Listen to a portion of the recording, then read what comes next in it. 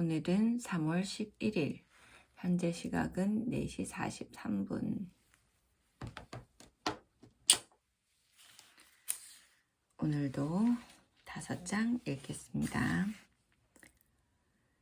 그들은 하늘에 난 둥그런 구멍에 이르렀다. 불처럼 빛을 내는 까마귀가 이것은 별이라고 말했다. 에스키모의 창조 신화. 나는 페르시아의 왕이 되느니 차라리 인과율 하나를 터득하는 쪽을 택하겠소이다. 아부데라의 데모크리토스. 그러나 사모스의 아리스타르코스가 책을 한 권 집필했는데 그 책의 가설에 따르면 우주가 현재 알려진 것보다 수배가 더 크다는 결론에 이르게 된다. 그가 택한 전제는 별들과 태양은 고정되어 움직이지 않으며 지구가 태양을 중심에 두고 그 주위를 원을 그리면서 회전한다는 것이다.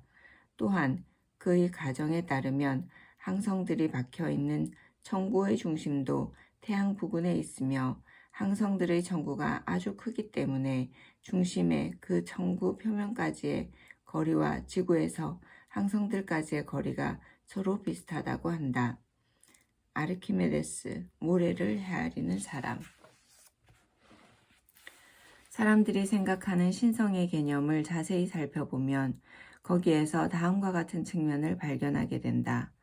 감추어진, 동떨어진 미지의 원인으로 인한 현상에 접하게 될 때 사람들은 신이란 단어를 흔히 사용한다. 기존 원인의 자연적 근원인 이치의 셈이 손에 잡히기를 거부할 때 사람들은 신이라는 용어에 자주 기대게 된다. 원인에 이르는 실마리를 놓치자마자 또는 사고의 흐름을 더 이상 쫓아가지 못하게 될 때 우리는 그 원인을 번번이 신의 탓으로 돌려서 당면한 어려움을 극복하고 그때까지 해오던 원인 탐구의 노력을 중단하고는 한다. 그러므로 어떠한 현상의 결과를 신의 탓으로 돌리기만 한다면 그것은 우리 자신의 무지를 신으로 대체하는 것과 무엇이 다르다고 하겠는가? 이제 신은 인간이 경외심으로 가득한 마음으로 듣는데 익숙해져 버린 하나의 공허한 소리일 뿐이다. 폴 하인리히 디트리히 홀바우르 남작 자연계 1770년. 다 인용글입니다. 이제부터는 본문입니다. 나는 어릴 적에 뉴욕시 브루클린의 맨손허스트 구역에서 살았다. 나는 우리 동네를 구석구석 잘 알고 있었다. 아파트, 비둘기집 상자, 뒷마당, 현관 앞 계단, 공터, 느릅나무, 장식용 난간, 석탄 활송간 등이 하나하나 기억난다. 그리고 중국식 핸드볼을 하기에는 루스 스틸웰 극장의 벽돌로 된 외벽 이상 가는 것이 없었다. 브루노와 디노, 로널드와 하비, 샌디, 버니, 데니, 제키, 마이라, 누가 어디에 사는지도 잘 알고 있었다. 하지만 우리 동네에서 몇 블록 넘어 자동차들이 시끄럽게 질주하는 그 위로는 고가철도가 지나가는 86번가의 북쪽으로 가본 적이 없다. 그 지역은 내게 미지의 신비로 남아 있었다. 그곳은 화성과 같은 곳이었고 나는 그곳에 대해 아무것도 알지 못했다. 일찍 잠자리에 드는 사람이라도 겨울에는 별을 가끔 볼 수 있다. 나도 멀리서 반짝거리는 별들을 올려다보고는 했다. 그럴 때마다 그것들이 도대체 무엇인지 무척 궁금해져서 나보다 나이가 많은 아이들이나 어른들에게 물어보았다. 하지만 그들은 하늘의 불빛이 꼬마야 라고 대답해 줄 뿐이었다. 하늘에서 반짝이는 빛, 그 정도는 나도 아는 이야기다. 하지만 그것이 도대체 무엇이란 말인가? 떠돌아다니는 작은 등, 무슨 이유로 떠돌지? 나는 별들이 불쌍해 보이기까지 했다. 내 주변 사람들의 무관심 때문에 그들이 가진 독특함이 완전히 잊혀지고 아주 평범한 것으로 취급받는 별들의 신세가 불쌍해 보였던 것이다. 나는 좀 더 깊이 답을 듣고 싶었다. 나이가 어느 정도 들자 부모님은 내게 처음으로 도서관 카드를 건네주셨다. 그 도서관은 85번가에 있었던 것 같다. 아, 그곳은 정녕 새로운 세계였다. 난 곧장 사서에게 달려가서 스타들에 관한 책을 빌려달라고 했다. 그녀는 클라크 케이블, 진 할로와 같은 남녀의 사진이 담긴 그림책을 가져왔다. 나는 그런 책이 아니라고 했다. 나는 그녀가 왜 그 책들을 가져왔는지 이해하지 못했다. 그러자 그녀는 웃음을 짓고 다른 책 하나를 찾아다 주었다. 내가 원했던 바로 그 책을 말이다.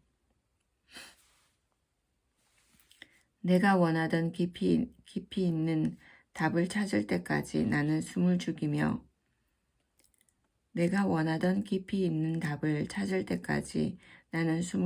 그 책을 읽어내려갔다. 그 책에는 깜짝 놀랄 만한 내용들이 많았다.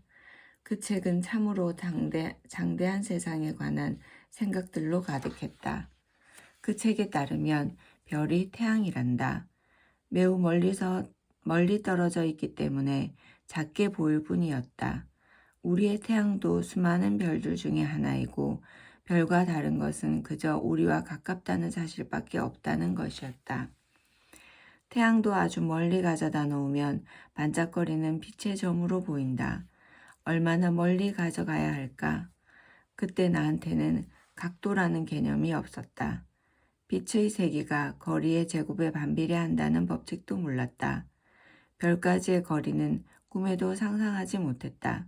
하지만 별들이 정말로 태양과 같은 존재라면 그들은 꽤나 멀리 떨어져 있는 게 틀림없다고 생각했다. 분명히 85번가보다 멀었다. 맨하튼보다 멀고 아마 뉴저지보다 더 멀 것 같았다. 우주는 내가 상상했던 그 어떤 것보다도 훨씬 더 컸다. 그 다음 나는 또 하나의 놀라운 사실을 알게 됐다. 브루클린을 포함한 지구가 하나의 행성이며 태양 주위를 돈다는 것이었다. 태양계는 다른 행성들도 있었다. 그들도 태양 주위를 돈다고 했다. 어떤 것은 가까이서 또 어떤 것은 멀리서. 하지만 행성은 태양처럼 스스로 빛을 내지 않고 단지 태양의 빛을 반사할 뿐이라는 것이었다. 만일 우리가 태양에서 아주 멀리 떨어져 있다면 지구와 행성들은 아예 보이지 않을 것이다. 그들은 눈부신 태양의 광채 속에 완전히 파묻힌 채 태양 광선을 반사하는 희미한 점일 뿐이다. 좋아, 그렇다면 다른 별들도 아직 우리가 알지 못하는 행성들을 거느리고 있지 않을까? 그리고 이러한 행성들 중 몇몇에는 생명이 살고 있지 않을까? 살지 말라는 법이 어디 있겠어? 그 생물은 물론 브루클린의 우리와는 다르겠지만 말이다. 그때부터 나는 천문학자가 되기로 결심했다. 별과 행성들에 대해 공부하고 가능하다면 그곳을 방문해 보겠다고 결심했다. 이러한 엉뚱한 꿈을 격려해 주신 부모님과 선생님들을 만날 수 있었던 것은 내게 아주 큰 행운이었다.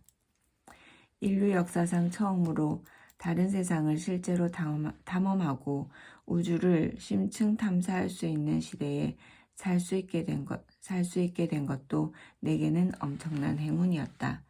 만일 내가 더 앞선 시대에 태어났다면 나의 의지가 아무리 강했더라도 나는 별이나 행성이 무엇인지 알 수가 없었을 것이다. 또 다른 태양과 또 다른 세계가 있다는 사실도 몰랐을 것이다. 이것이야말로 우리 조상들이 인내심을 가지고 자연을 100만 년 동안이나 지속적으로 관찰하고 탐구한 결과이다. 또 그들이 대담한 생각으로 대자연에서 찾아낸 중대한 비밀 중의 하나인 것이다. 별이란 무엇인가? 이러한 질문은 아기의 웃음만큼이나 자연스러운 것이다.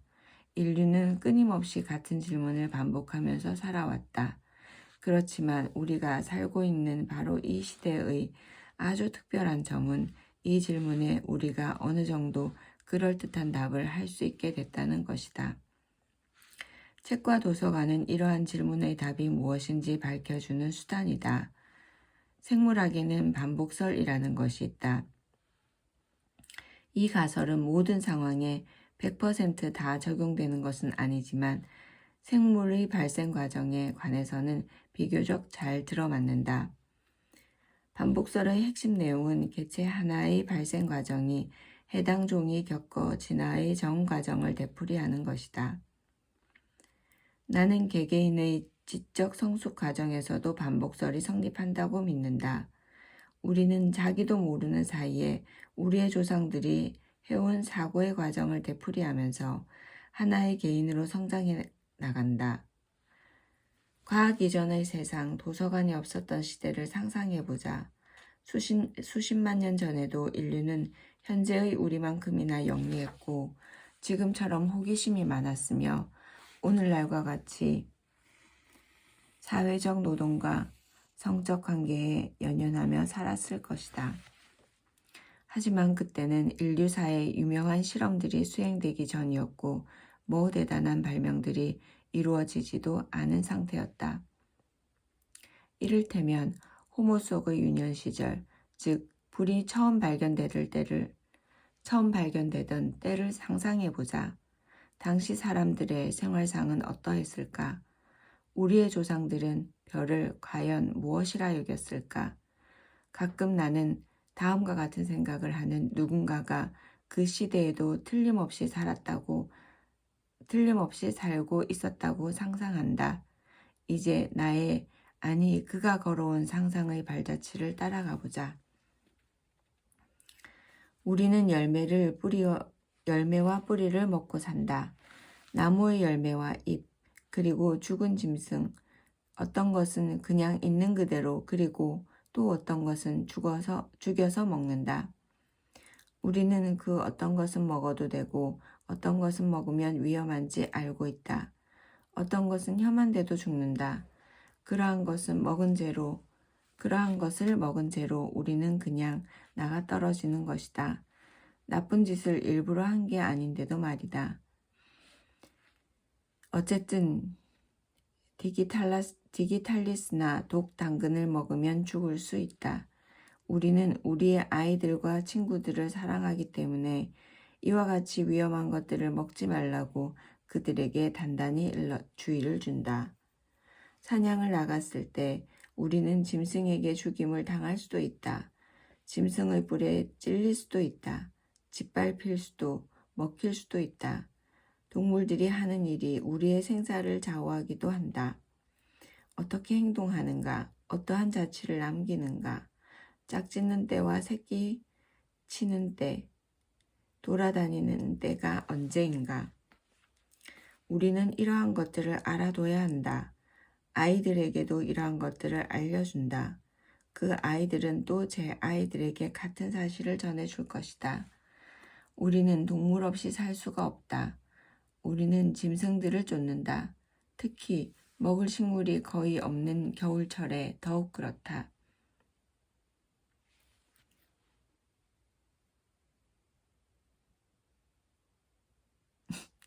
잠깐만요. 어디까지 읽었나? 우리는 여기저기 돌아다니며 사냥하고 거두고 따고 죽고 모은다. 그래서 우리 자신을 수련민이라고 부른다. 우리 대부분은 하늘이나 나무 아래 그냥 쓰러져 잠들거나 아니면 나뭇가지에서 잔다. 우리는 동물의 가죽과 털을 옷으로 쓴다. 그리고 그것으로 몸을 따뜻하게 하고 알몸을 감싸고 또 어떤 경우에는 나무 같은 것에 가죽을 매달아 그물 침대로도 쓴다. 동물의 가죽으로 옷을 해입으면 그 동물의 힘을 느낀다. 우리는 가젤, 아프리카에서 영양의 일종. 우리는 가젤의 가죽을 입고 가젤처럼 뛴다. 곰 가죽 옷을 입고 곰처럼 다른 동물을 사냥한다. 우리와 동물 사이를 이어주는 끈이 있다. 우리는 동물을 사냥해서 먹고 동물도 우리를 잡아먹는다. 그러므로 우리는 짐승의 일부이고 짐승은 우리의 일부다. 우리는 생존을 위해 도구를 만든다. 어떤 사람은 좋은 돌을 잘 찾는다. 동료 중에는 돌 쪼개기, 얇게 만들기, 다듬기, 깎기, 갈기 등을 특별히 잘하는 녀석들도 있다. 어떤 돌멩이는 동물의 힘줄로 나무 자루에서 묶어 도끼로 쓴다. 그 도끼로 나무를 자르거나 짐승을 죽인다. 그리고 어떤 돌은 기다란 막대에 잡아매어 창으로 사용한다. 조용히 숨어서 잘 살피다가 짐승이 가까이 다가오면 그 창으로 찌른다. 고기는 잘 상한다. 어떤 때는 배가 고파서 썩은 고기도 애써 모른 척하고 그냥 먹기도 한다. 가끔 상한 고기에 약초를 섞어 상한 맛을 지우기도 한다. 우리는 썩지 않는 음식을 동물의 가죽 조각에 쌓아둔다. 또는 커다란 잎사귀나 큰 나무 열매 껍질에 넣어둔다. 음식은 이렇게 비축해 두거나 아니면 가지고 다니는 편이 좋다. 음식을 미리 다 먹어버리면 나중에 우리 중 누군가가 굶게 된다. 그러므로 우리는 서로 도와주어야 한다. 이러한 이유 때문에 우리에게 따라야 할 규칙이 있다. 모든 사람은 이 규칙을 지켜야 한다. 우리에게는 항상 규칙이 있다. 규칙은 신성한 것이다. 하루는 큰 폭풍우가 있었는데 천둥 번개가 마구 치고 비가 많이 왔다. 어린이들은 폭풍우를 무서워한다. 나도 가끔 무섭다. 폭풍의 비밀은 아무도 모른다. 천둥은 굵직하고 큰 소리를 낸다. 번개는 갑자기 환하게 빛났다가 순식간에 사라진다. 어쩌면 막강한 힘을 가진 누군가가 대단히 화가 났나 보다. 내 생각으로 하늘에는 누군가 그런 이가 있는 듯하다. 폭풍우가 지나간 후 근처 숲에 깜빡거리며 탁탁 소리를 내는 것이 있었다. 우리는 그것이 무엇인가 보러 갔다. 거기에는 노랗고 빨가며 밝고 뜨거우며 화르르 타오르는 물체가 있었다. 그때까지 우리는 한 번도 그런 것을 본 적이 없었다. 그때부터 우리는 그것을 불꽃이라고 부른다. 그것은 독특한 냄새를 피운다. 어떤 면에서 그것은 살아있다. 그것도 음식을 먹기 때문이다. 그냥 내버려 두면 식물이나 나무까지 심지어 나무를 통째로 먹어치운다. 그것은 강하다. 하지만 독특하지는 않다. 먹이가 다 없어지면 그냥 죽고 만다. 길을 따라가다가 먹이가 떨어지면 창을 던질 만한 거리도 건너뛰지 못한다. 먹지 않고서는 움직이거나 걷지 못한다. 하지만 먹을거리가 많으면 불꽃은 크게 자라고 새끼 불꽃을 많이 만든다. 우리 가운데 한 용감한 녀석이 아주 무서운 생각을 했다. 그는 불꽃을 잡아 먹이를 조금씩 주어서 우리의 친구로 만들자고 생각했던 것이다. 우리는 단단하고 기다란 나뭇가지를 몇 개 찾았다. 불꽃이 나뭇가지를 먹기 시작했다. 그러나 천천히 먹었다. 그러므로 우리는 긴 가지에 불이 없는 쪽 끝을 잡고 불꽃을 들어 올릴 수가 있었다. 작은 불꽃을 가지고 빨리 뛰면 불꽃이 죽었다. 새끼 불꽃들은 약했다. 그러므로 우리는 뛰지 않았다. 우리는 불을 들고 걸으면서 행운을 부르는 주문을 외우고는 했다. 죽지 마라, 죽지 마라 하고 불꽃에게 부탁했다. 다른 사냥꾼들이 놀란 눈으로 우리를 쳐다보았다. 그 후로 우리는 항상 불꽃을 가지고 다닌다. 우리는 불꽃이 굶어 죽지 않도록 천천히 먹이를 대주는 불꽃 어멈을 두었다. 불꽃은 신비롭고 쓰임새도 많다. 불꽃 어멈 한번 볼까요?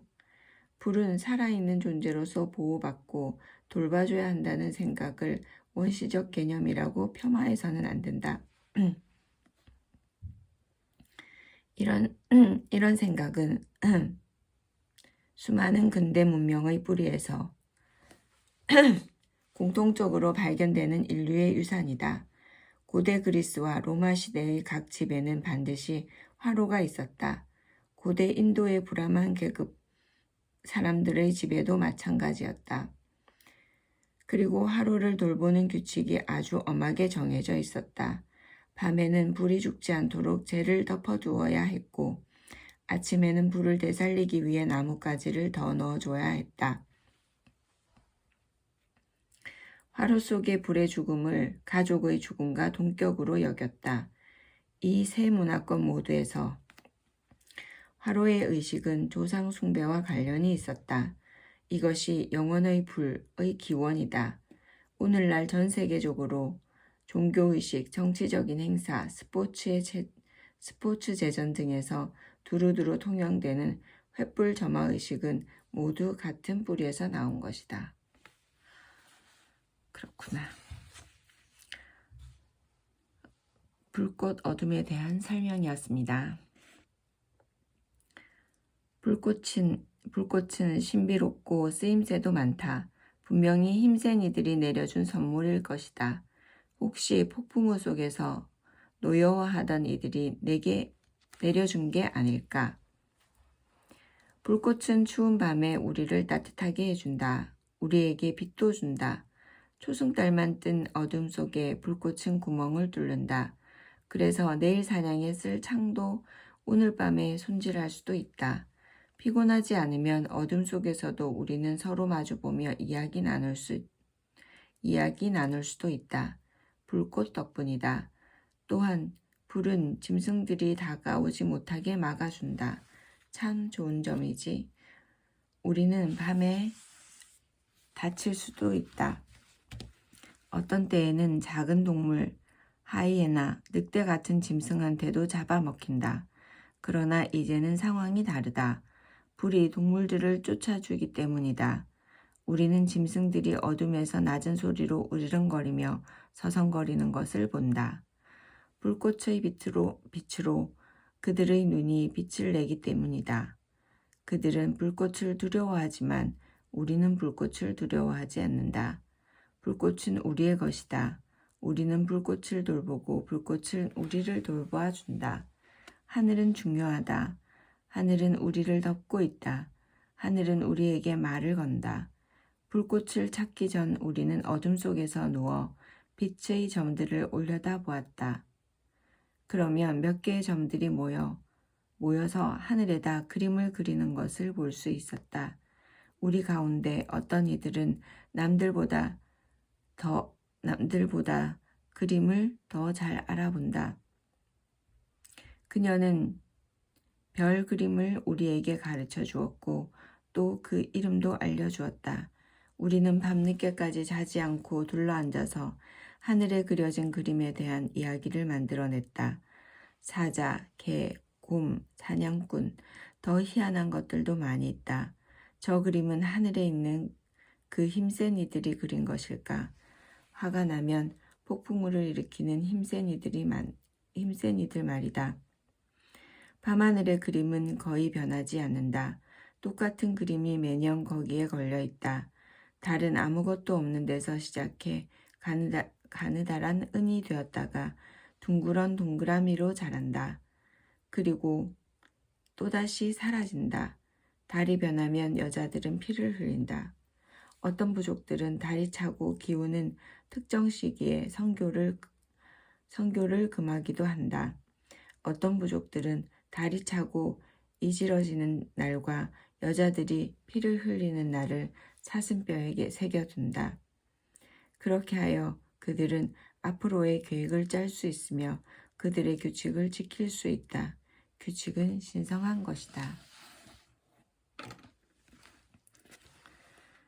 오늘은 별자리 얘기가 아니고 천체를 궁금해하며 호기심을 갖는 것에 대해서 얘기를 했습니다. 내일 다시 읽겠습니다.